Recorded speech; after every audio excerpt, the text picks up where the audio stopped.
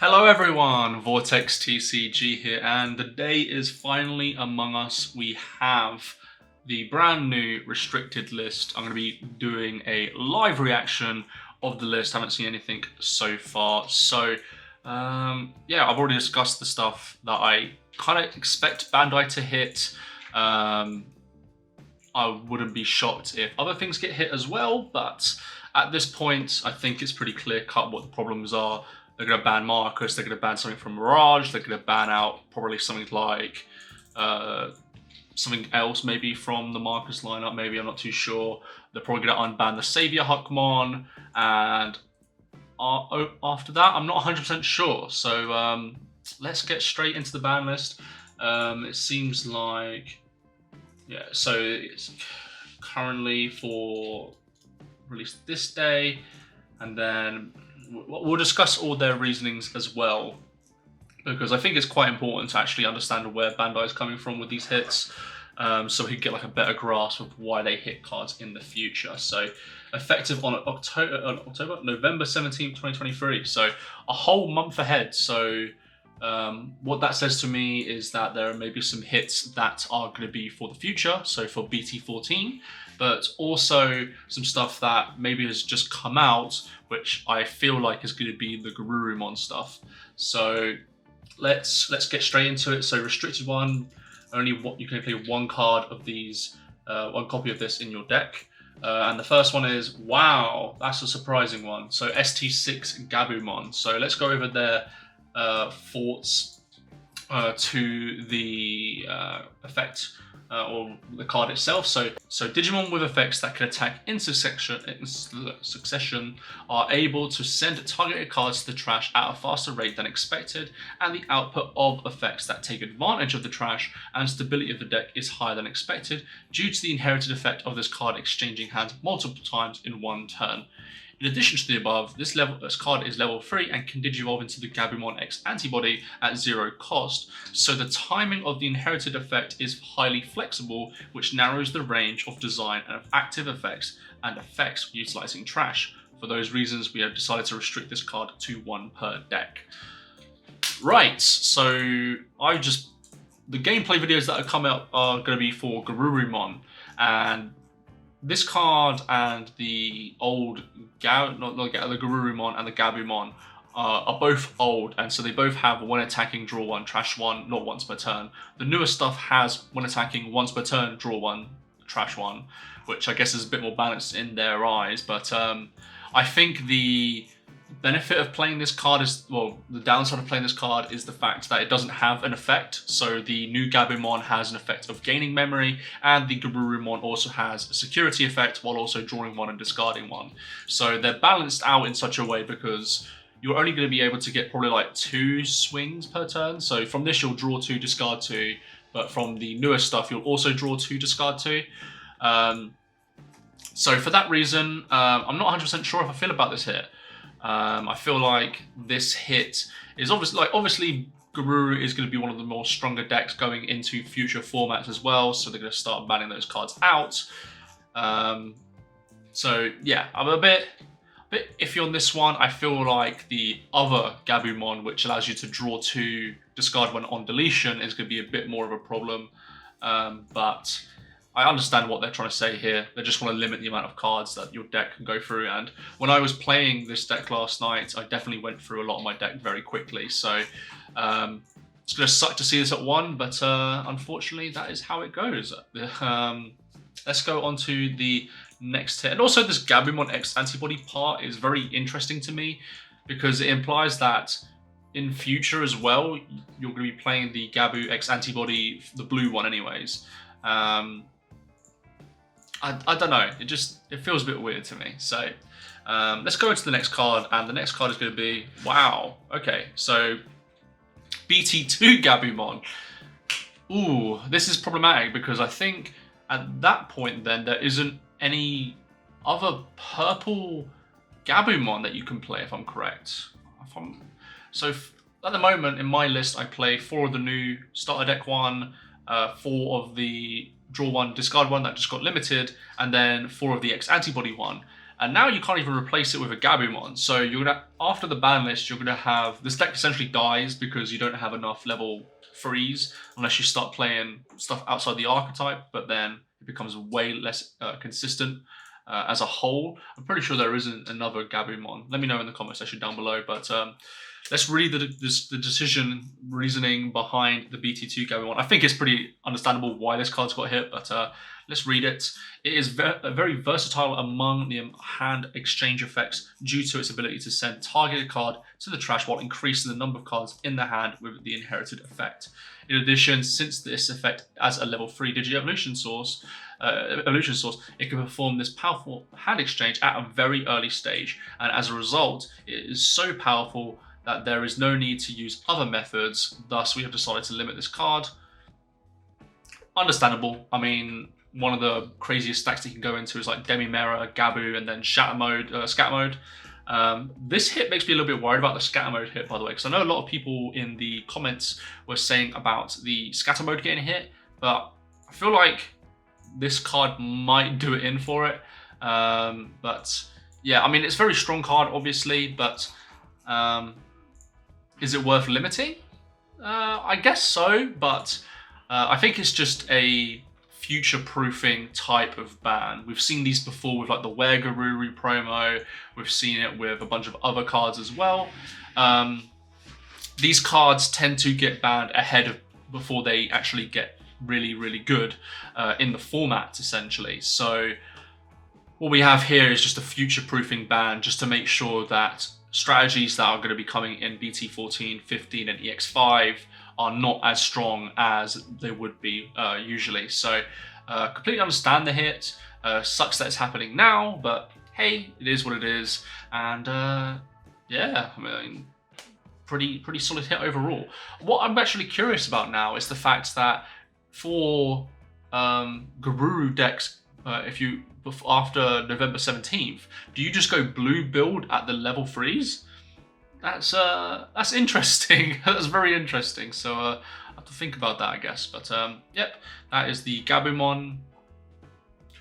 Wow. Okay, so this is one of the things I called on the ban list, but I was kind of like throwing it out there as a potential hit that could definitely happen for the deck, but I wasn't sure if it was going to happen at all. It's the BT13 Geog Greymon. And I'm sure that they are going to say a lot of things that I have mentioned in the video itself. So let's read the description very quickly. When using Shine Greymon decks, Marcus Damon becomes central to play. True. And the card was intended to be a card similar to the BT12 Geog Greymon that plays Tamers. Is that the one that just says, if you don't have the Tamer, you can play the Tamer? I think that's what it is. However, because it can play Tamers from areas other than the hand. What do you mean? It's not from the hand, it's just from security, but okay. The speed and reliability of playing Marcus Damon cards was greater than predicted, leading to greater precision of one-shot wins with Shine Greymon decks. True and untrue. I mean, obviously finding the Marcus is very, very strong, and if you're able to play it, you're probably more likely to win, but I don't know, it's a bit interesting.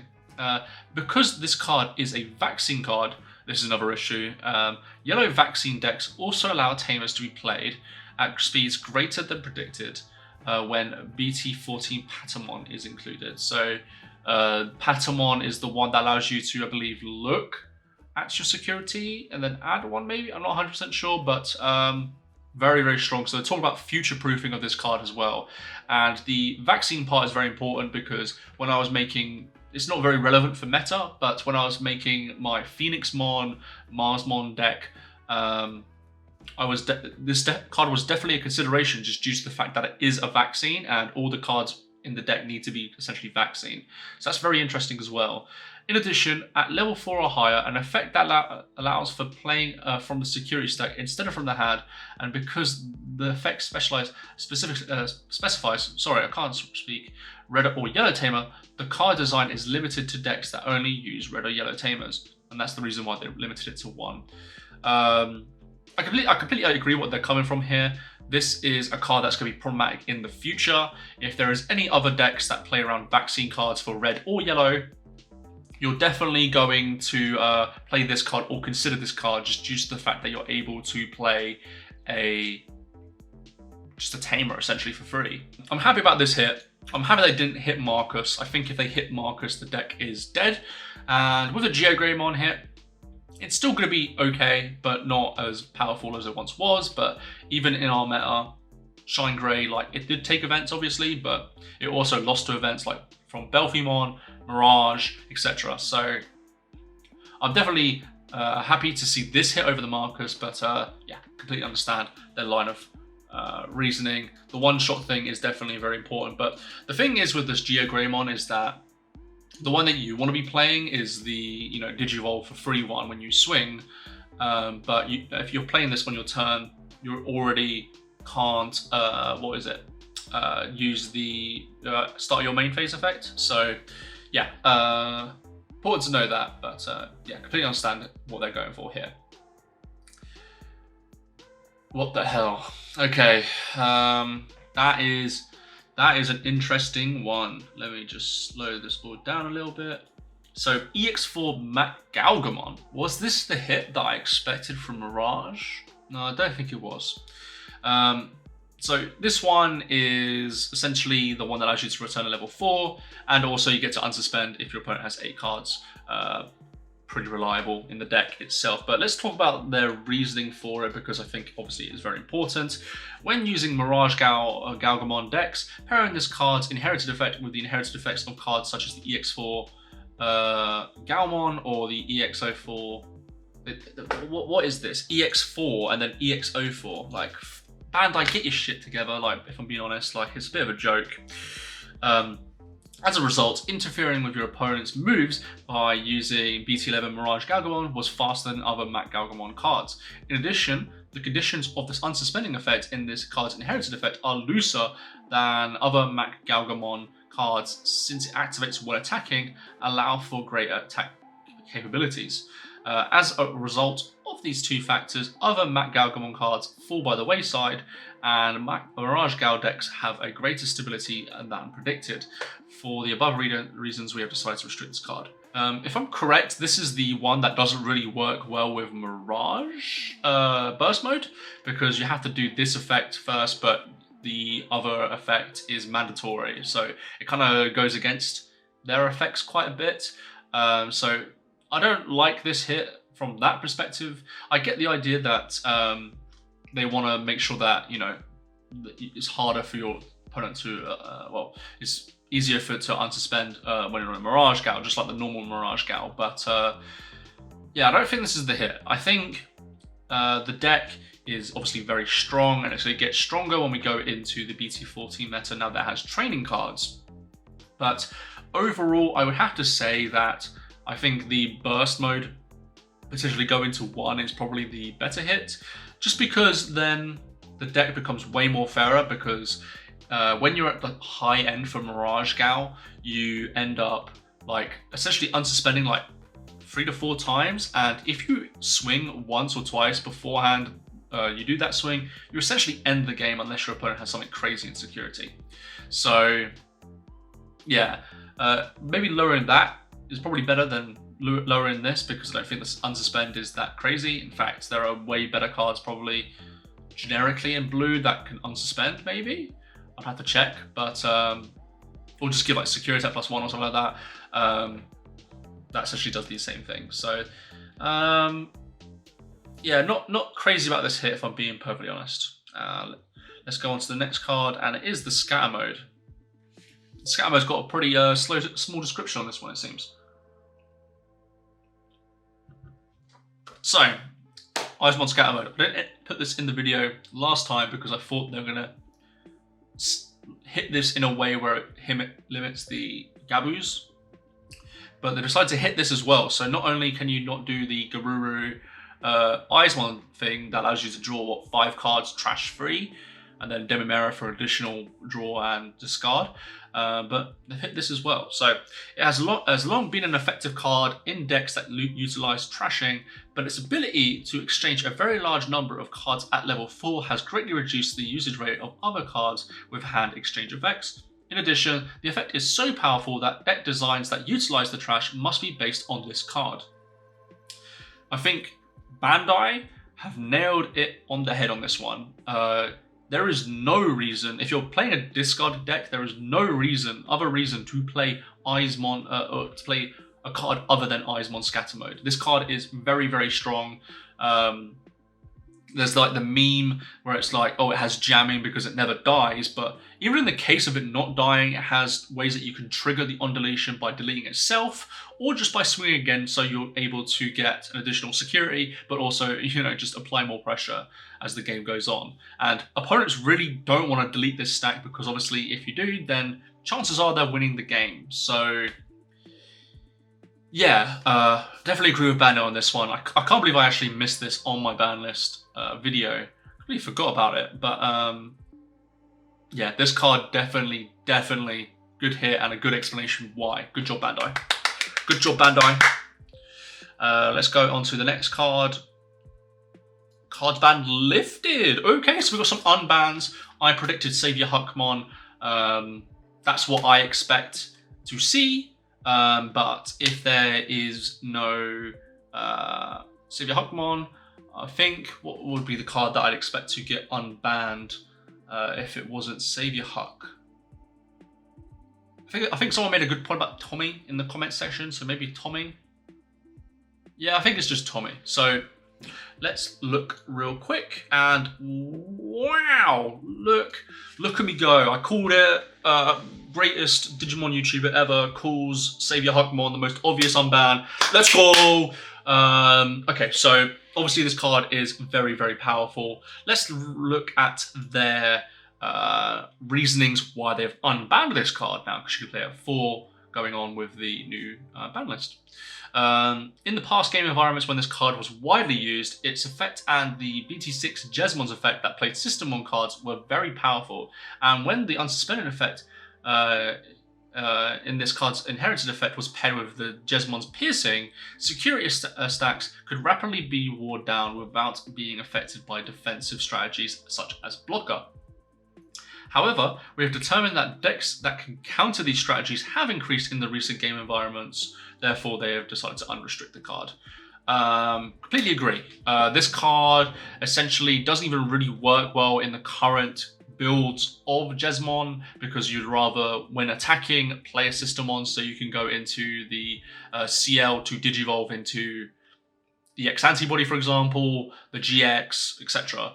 But now you have a brand new tool, and it really does help the brand new support as well, because if you have another guy out that has the on your turn, once per turn, you can digivolve onto another one for reduced cost.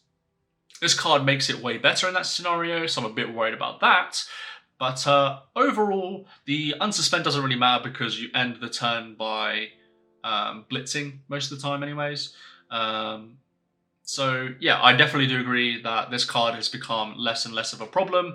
Maybe Jesmon becomes best deck in format in the year 2045 when this card is still legal, but yeah, so definitely a good unbanning anyways. And it is Tommy. Wow, I wasn't expecting Tommy, because I felt like Tommy, I know the person in the comment section said it was, oh, why play this when you could play Blue Flare, but this card has its own uses in, I don't know. So Tommy, the hatred of BT7. So let's read, that is the last of the list, by the way, it seems. Let's read what they have to say. In past game environments, when this card was widely used, this card's on-play effect was a factor that allowed decks that use hybrid cards as main cards to immediately attack more easily than predicted and more effectively than decks that required multiple standard digivolutions, creating an imbalance in play. This explanation I do not like, because essentially this was all of BT7. All the tamers essentially did, like, I don't know, that's a bit of a weird explanation. Even among hybrid decks, effects in blue hybrid decks that prevented attacking or blocking were particularly strong and led to heavy burden on other decks. True. Turns out when you have, what was it, 4 of the stunning memory boost, you have 4 of this, you have 4 ice wall, you have, what else? anything else, essentially, very, very strong as it turns out. However, in recent game environments, there have been an increase in cards that can counter Digievolution card removals and can counter effects that prevent attacking/blocking. Therefore, we have decided to change this card from restricted to unrestricted. Very interesting, that last line. In recent game environments, there has been an increase in cards that can counter Digievolution card removals.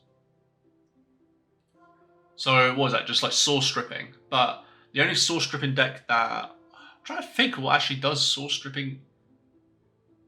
It's only blue decks, right? Unless you delete the whole thing altogether. Deletion has become a bit more more well-round, I guess. But kind of counter effects that attacking and blocking. I don't agree with that. Obviously, you know, there are big blockers and stuff like that, but this card could stop them. It just depends if they could actually get rid of all the cards in the stack. And the game has changed to the point where like big stacks are still a thing. But yeah, I think the explanation isn't very good on this. I think it's just a case of this card is pretty old. Blue Hybrid hasn't performed well as a deck in quite a while. And with the current game state of decks being huge stacks, the trash D3 Digievolution cards isn't as strong as it once was, so we bring Tomohime to 4. I think that's better. But in this case, it's kind of like, oh, there's so many cards that prevent attacking or blocking, and there's things that remove Digievolution sources, but I don't know. Just say, in my opinion, the card is pretty old, it isn't good in current gameplay standards, and so we brought it back to 4. I think that makes a lot more sense in my personal opinion anyways. However, that has been all of the ban list. The more view more, I guess, is the old ban list. Blossom on there hanging out. Very interesting hits here. So I'm going to quickly go over my thoughts on it. Gabumon, when I draw 1, discard 1, kind of sucks for me because I enjoy Gabumon, but I completely understand the hits. Gabumon BT2, definitely a strong card and is paired well with Scatter Mode, which has also been hit on the list. Turns out drawing 5 and discarding 3 is pretty strong, regularly anyways. Geog Greymon, turns out finding any random tamer you can find in your security is pretty good, so we're going to get rid of that. Mt Gamon, don't understand what's going on with this one, don't agree with it whatsoever. Scatter Mode, already talked about this one, fair ban I guess. And the unban cards, even though I had a problem with the way that they phrased Tomohime, they're both good unbans in my opinion. So that's the ban list. What do you all think about the ban list? Let me know in the comment section down below. Are you happy with the hits? Do you not like the hits? I think it's a very interesting ban list. I was expecting more future hits, but even in the Japanese format, I'm going to assume, because I assume these are all the same lists, because I don't think Japan and the West have different lists, I think. I don't think so anyways, let me know if they do.